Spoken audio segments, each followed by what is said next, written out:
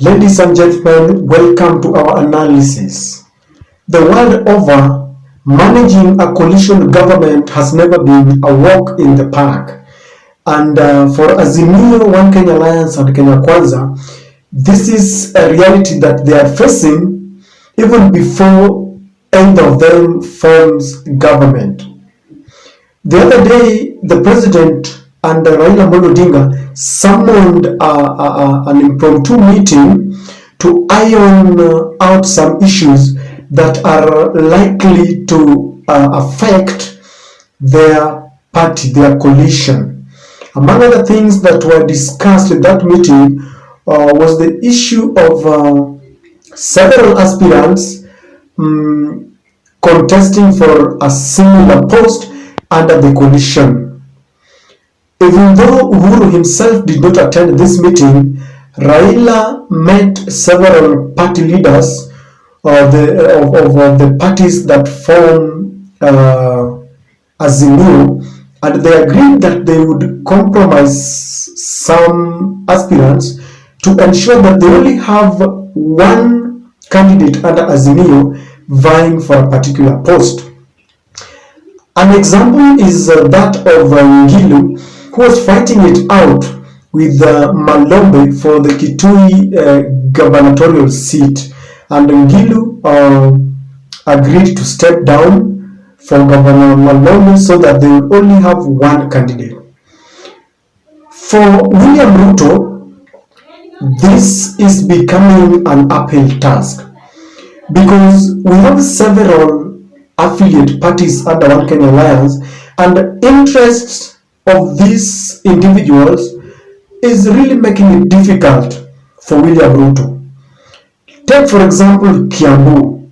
We have William Kabogo, who is vying on his party, Tujibebe party, and Wamatangi is vying on a UDA ticket, and Moses Kuria also has a party. Both of them are affiliate parties in KenyaKwanza. And Kabogo actually has opted out, is not campaigning under KenyaKwanza anymore. In fact, the other day, he was reported to have been telling people to vote for Raila Amolo Odinga. So this is not really something that is working out for William Ruto. It is even aggravated by the fact that today, and in fact for 3 days running, William Samoei Ruto was in Coast, and one of the henchmen there was conspicuously missing. Governor Kingi has not been with William Ruto.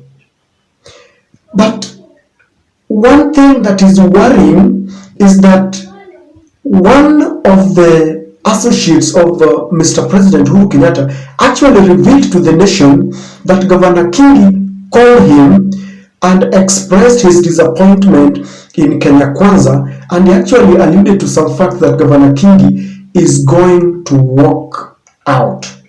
Take a look. Consider the numbers, whether they're working for you we or not. We have actuaries. In fact, somebody like Sakaja was part of our team, cracking those numbers. And we are very, very realistic. We check all the opinion polls and everybody, but Kenya is a very interesting demographic. You know, for example, in Luo Nyanza, it's locked for Raila.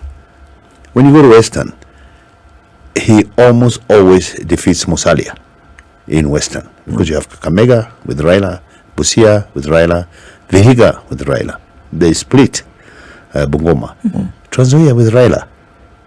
So, if you look at Rift Valley, in Turkana right now, Raila is ahead. If you look at Nakuru, he's ahead. If you look at Masayan Land, he's ahead. Both Samburu, Narok, and Kajiado. If you look at Nairobi, the combination of Uhuru and Raila supporters, it's a long shot for KenyaKwanza, Kenya Kwisha. You go down Taveta, Raila. Kwale, they have a chance because of Mvoria. Mombasa, locked. Tana River, locked. Kilifi, I live in Kilifi actually. I'm in Watamu. And Kingi called me last night. I think he's coming back because the ground is bad. Whatever makes you say that. No. Based on Call him. conversations that you have. He's around. So what Call him to confirm that. what conversation did you have with him? I mean, what's been happening in Kilifi? You see, there's what you call the Griema nationalism. And actually, PA was supposed to say, no. Everybody has their regional party. And in fact, that was the other problem in Mount Kenya, where they were feeling they needed an anchor party. UDA's philosophy was no parties in Mount Kenya. Everybody was supposed to go to UDA. And that's why you're finding Kiunjuri making noise, Kabogo making noise, Moses Kuria. Claim that UDA is fielding candidates even in Western. Kabogo is complaining and Governor Kingi is complaining. But why do you think Governor Kingi did not attend the coastal tour rally? Because William Samoei Ruto and Raila Odinga have got their men in each region. If you look at coast, for example, Governor Kingi and Aisha Jumwa are part of the people who are expected perhaps to welcome William Samoei Ruto. But if you looked at the rallies, William Ruto was actually received by Aisha Jumwa, which tells you that Governor Kingi has opted out. And if he opted out, and Murathe had actually said that Governor Kingi is on his way out, then it means that this thing was crafted by Murathe. And if you see Murathe doing something, it is the president. William Samoei Ruto does not want any kingpin. Because if he gives Governor Kingi prominence in the coast, Kingi was actually campaigning for a coastarian party. He wanted the coast to have a formidable party which they can identify with. He claimed that the UDA, for example, is the Akalenjin party and ODM is the new party. So he felt like the coast should have their own party, which will then give them an opportunity to, claim and bargain for a share when the next government is going to be formed.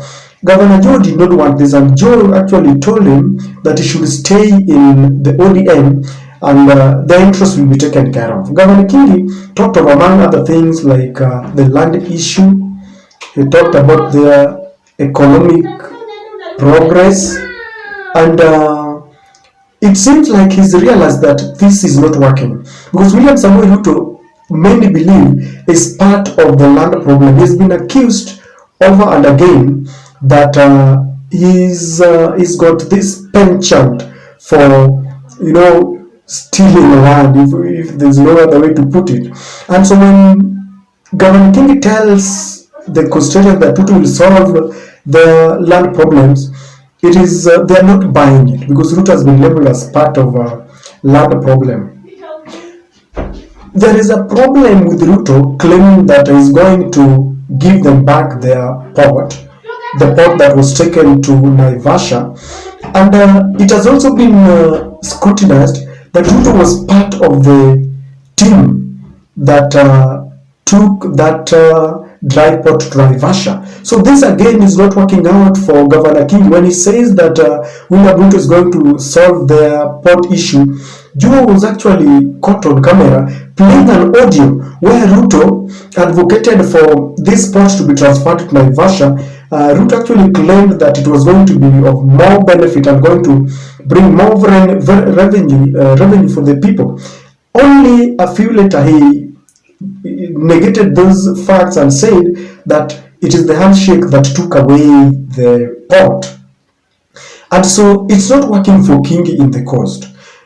I also think that Governor Kingi has realized that what he was advocating for, the zoning, Governor Kingi actually wanted the Azimio party not to field any candidate. ODM, like he claimed, should have left for the PA party to field candidates in Kilifi and the larger coast. That is what Kingi wanted. But it is now turning out that even the UDA does not recognize that zoning because Aisha Jumwa is vying for the gubernatorial position in Kilifi.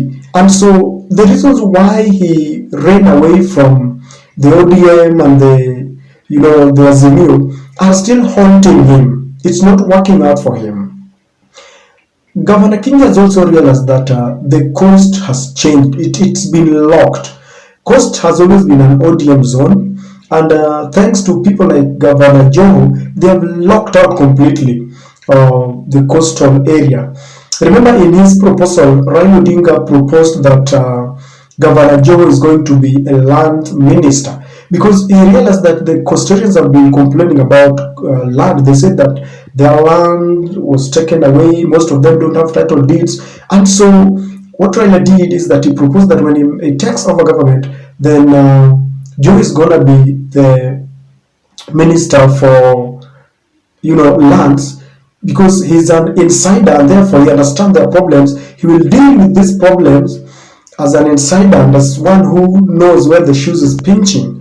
Again, this is not really working out for King, and so he's just realized that whatever he's doing, trying to send William Ruto in the coast, is an exercise in futility, because William Ruto is fielding candidates contrary to what he thought. He's also seeing opinion polls showing that Raila Odinga is now leading, because I think when he joined Ruto camp, Ruto was still leading. But things have changed ever since Raila brought in Martha Karua, Kalonzo came back, and everything is locked, and Raila has leapfrogged William Ruto and is now leading. So Governor Kingi realizes that things are not really rosy for him. He wants to be part of the next government. And if he supports William Ruto and William Ruto does not make it, then you know very well that is not going to be easy for him. It's also not very clear how Governor Kingi is going to manage the 50% of Kilifi. I think it was the whole coast region. He was to give 50% before he gets his reward. I think it was to be given a Senate speaker or something. It is not going to be easy, because even 30% is an uphill task for Governor Kingi. And so he's slowly but surely realizing that the conditions that were given during that pact as they were signing, those conditions are not manageable. And he's realizing that this is not going to be, or he's not going to realize all this. But why should he call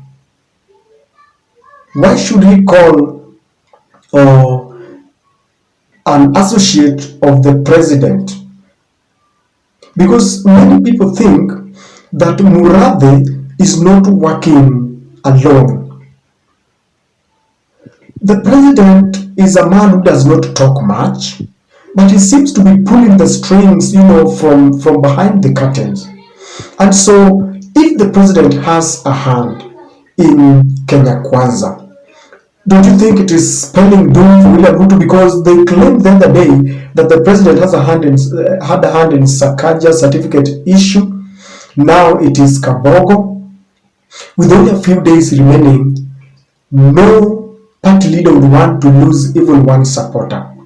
Because if you look at Governor Kingi, when he ditched the ODM party, the Ruto camp went ahead. They picked it and they started complaining that Raila cannot retain his friends. They said Beverly went. Back then, Kalonzo had not come back, and they said Kalonzo is also going. Ruto claimed that he had also gone. And so this is going to work negatively for William Ruto, because right now King is coming back, Kalonzo is back, and so they will have nothing to campaign about. If you look at Kingi seems like, because Murathe says he found that he signed that pact alone, he didn't really ask his people whether it was the right thing to do, because many times before a leader joins another coalition, he should ask them. They always ask, do you think it is the right thing to do? It seems Kingi just went because of personal reasons, and it is now backfiring. For 3 days he didn't join William Ruto, and according to Murathe, it is crystal clear that Governor Kingi is coming back to Azimio. This revelation is not just coming as a mere accident. I think Murathe wanted to prepare his people that King is coming, and is also giving confidence to any other, any other disappointed politician in KenyaKwanza to feel free and come back to Azimio. When Murathe speaks, whatever he wanted to do, because if Governor Kingi comes back, then Murathe is going to be taken seriously, and he has been saying that Raila is winning, and in a way, I think he's also trying to send a warning there that when I speak, I mean what I say. So people are waiting to see if Governor Kingi comes back to Azimio, then all that Murathe has been saying might just come to pass. The issue of coalition management is becoming very difficult for William Ruto. He should move very fast to iron out the differences. I don't think he's ready to lose any more support, because if Mwangi Kiunjuri is gone with his support, even if Mwangi Kiunjuri has got only 100 people following him, William Kabogo runs out with only maybe some millions, I'm telling you, this is going to backfire on William Samoei Ruto, because William Samoei Ruto does not have a strong foot in coast. He was trying Aisha Jumwa and Kingi. He was really counting on the central votes. So if Kabogo goes and any other person who walks out, then it's going to be very bad for him. Ladies and gentlemen, that is my take.